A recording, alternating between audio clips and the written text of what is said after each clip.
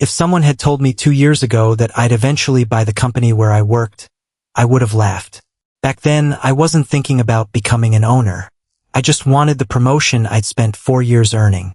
My name is Jake Harrison, and at the time, I was a senior product strategy manager at Northbridge Technologies, a fast-growing software company in Chicago.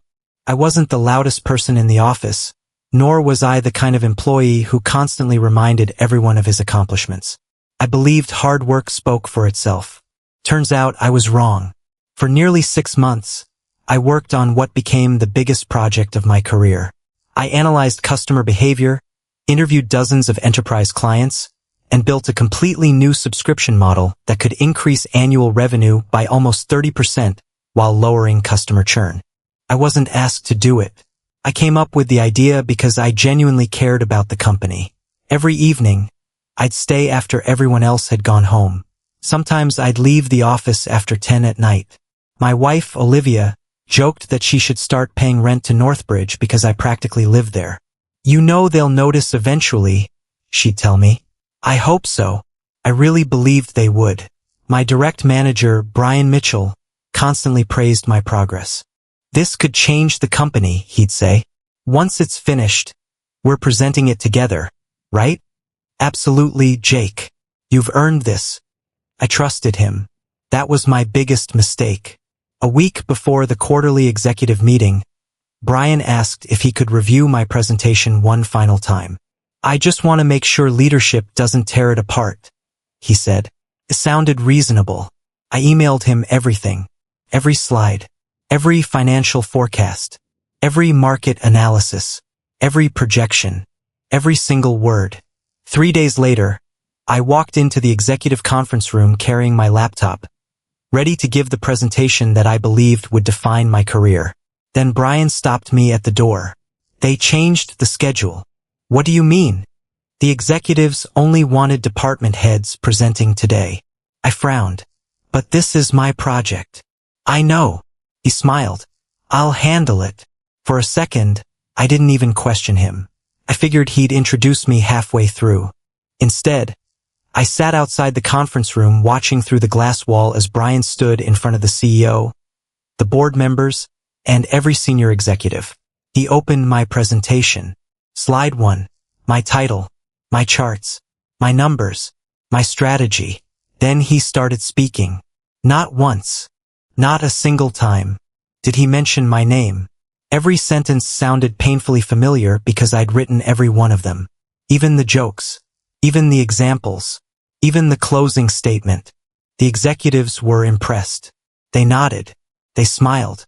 Some of them even applauded. I sat frozen in my chair.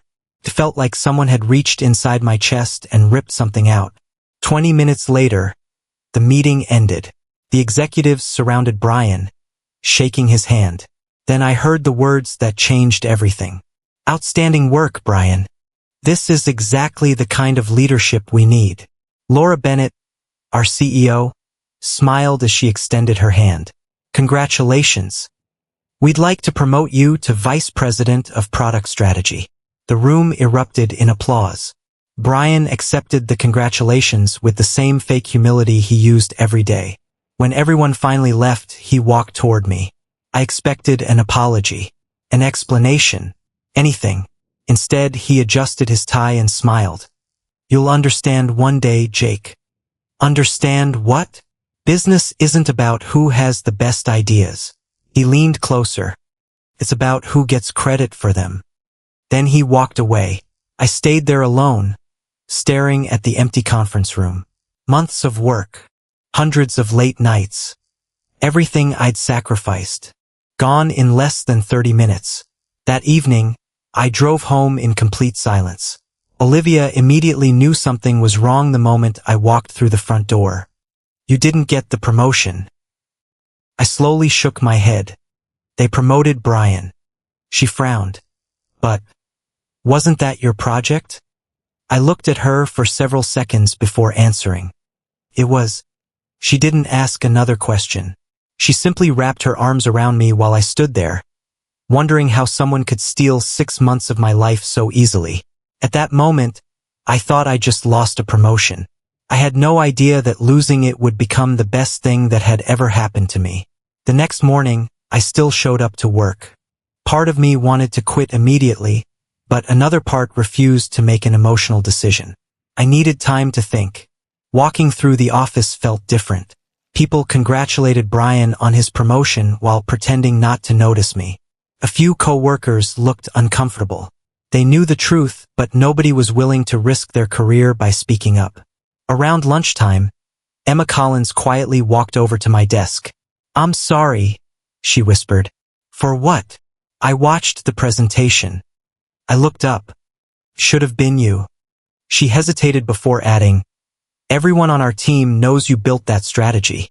But nobody said anything. She lowered her eyes. "I have a mortgage. And 2 kids. Couldn't." I nodded. "I understand." And honestly, I did. That evening, Brian called me into his new office. "I want you leading the implementation," he said casually. I couldn't believe what I was hearing. "You stole my idea. And now you want me to build it for you?" He smiled. "Don't be so dramatic. You should be grateful. You'll still be part of something important." I stood up. "No." His smile disappeared. "What did you say?" I said no. For the first time since joining Northbridge, I looked him straight in the eyes without any fear. "I'm done making you successful." I walked out before he could answer. That night, Olivia found me sitting at the kitchen table with my laptop open. "What are you doing?" I turned the screen toward her. It wasn't my resume. It was a blank document titled, "Business Plan." She smiled. "So, you're finally done building someone else's dream?" I smiled for the first time in days. "Yeah. If I'm going to work this hard, I'd rather build my own company." The following Monday, I walked into Northbridge carrying a single cardboard box. Inside were a few notebooks, a framed photo of Olivia and me, and the coffee mug I'd been using since my first day at the company. That was all I was taking with me. Brian noticed the box before I reached the elevators. "So, you're really quitting?" I looked at him. "You sound surprised. I thought you'd cool off." "I did." He folded his arms. "You know, starting a business isn't as easy as people think." "I know. Most startups fail." "Probably." He smirked. "You'll be back." I smiled politely. "If I ever come back, it won't be as your employee." Without waiting for his response, I handed my resignation letter to HR and walked out of the building. For the first time in years, I had no job, no paycheck, no office, no guarantees. It was terrifying. The next few weeks were unlike anything I'd ever experienced. My mornings no longer started with meetings. Instead, they started with spreadsheets, market research, investor lists, and dozens of rejected emails. Most investors didn't even respond. Some sent polite refusals. Others didn't believe someone who had never run a company could compete against established software firms. Every rejection stung. Still, every morning, Olivia reminded me why I had started. One yes is all you need. She was right. After nearly 2 months of pitching, I finally got a meeting with Daniel Brooks, the founder of Brooks Capital Partners. Unlike everyone else, he barely looked at my slides. Instead, he asked me questions. "What problem are you solving? Why are you the right person? What happens if a giant company copies your idea?" For almost 2 hours, we talked, not about numbers, but about leadership, company culture, and long-term vision. When I finished, Daniel leaned back in his chair. "You know why every other investor said no? I've got a few guesses. They were investing in your current situation." He smiled. "I'm investing in the person." A week later, he called me. "I'll lead your first funding round." I nearly dropped my phone. That investment allowed me to rent a small office, hire my first employees, and officially launch my company. The first person I called wasn't another investor. It was Emma. "I heard you left Northbridge," she said. "I did. I have one question." "Shoot. Are you hiring?" I laughed. "I was hoping you'd ask." Within a month, Emma joined the company. A few weeks later, Marcus came aboard. For the first time, I wasn't surrounded by people trying to climb over each other. I was building a team that believed success should be shared. And although we were still small, I had a feeling we were building something that Northbridge would eventually regret losing. The first year was brutal. People see successful companies and imagine overnight victories. They don't see the 18-hour workdays, the sleepless nights, or the moments when you're one missed payment away from shutting everything down. There were weeks when I paid my employees before paying myself. Olivia and I cut back on everything. Vacations disappeared. Fancy dinners became takeout pizza. Every dollar went back into the business. But something incredible started happening. Clients weren't just buying our software. They were staying. Unlike Northbridge, we actually listened to customer feedback. Every feature we built solved a real problem instead of looking impressive in a boardroom presentation. Word spread faster than we expected. One satisfied client recommended us to another, then another, then another. 6 months after launching, we signed our first Fortune 500 company. 3 months later, we doubled our revenue. By the end of the year, we had grown from 4 employees to nearly 80. One afternoon, Marcus walked into my office holding a market report. "You should see this." I looked at the numbers. Northbridge had lost 3 of its biggest clients. I frowned. "To who?" He smiled. "Us." I leaned back in my chair, almost unable to believe it. We hadn't targeted them. Those companies had approached us on their own. Marcus flipped to another page. "It gets better." Northbridge's stock had fallen nearly 40% over the past year. Several executives had resigned. Projects were delayed. Customers were leaving. "What about Brian?" I asked. Marcus chuckled. "Still pretending everything's under control." A few days later, Emma received a call from one of her former coworkers. After hanging up, she walked straight into my office. "You won't believe this. What happened? They're blaming Brian." "For what?" "For almost everything." The aggressive expansion strategy he'd taken credit for, the same one he'd stolen from me, had failed because he never truly understood it. He had copied my presentation, but he couldn't adapt the strategy when the market changed. Instead of listening to his team, he doubled down on bad decisions. The board was losing confidence. I stared out the window. A year earlier, I had wanted revenge. Now, I barely thought about Brian anymore. I was too busy building something better. That's when Kevin knocked on my office door. "I've been reviewing the market." And he placed a confidential report on my desk. "I think Northbridge may be looking for a buyer." I looked at him. "You serious?" He nodded. "If things keep getting worse, they won't have a choice." For the first time since leaving that company, an idea crossed my mind. One so ridiculous that I couldn't stop thinking about it. I couldn't get Kevin's words out of my head. Northbridge may be looking for a buyer. At first, I dismissed the idea as impossible. Northbridge was still much larger than my company. Even after a difficult year, they had hundreds of employees, valuable intellectual property, and a recognizable brand. Buying them sounded insane. But the more we researched their financials, the more the pieces started coming together. Revenue was declining. Major clients had left. Investors were losing confidence. The board had started cutting budgets, freezing new hiring, and canceling expansion projects. It wasn't a temporary setback. It was a company running out of options. A week later, Kevin walked into my office carrying another report. "You should read page 12. I opened it. Northbridge had officially hired an investment bank to explore strategic alternatives. That was corporate language for one thing. They were preparing to sell. Marcus looked at me across the conference table. "So, are we actually talking about this?" I took a deep breath. "I think we are." The room went quiet. Emma broke the silence. "You really want to buy the company that fired you?" I smiled. "No. I want to buy the company that underestimated me." Over the next month, we met with lawyers, financial advisors, and Daniel Brooks. Daniel listened carefully before speaking. "This isn't an emotional decision, is it?" "No. If acquiring Northbridge doesn't strengthen our business, we walk away." He nodded. "Good answer."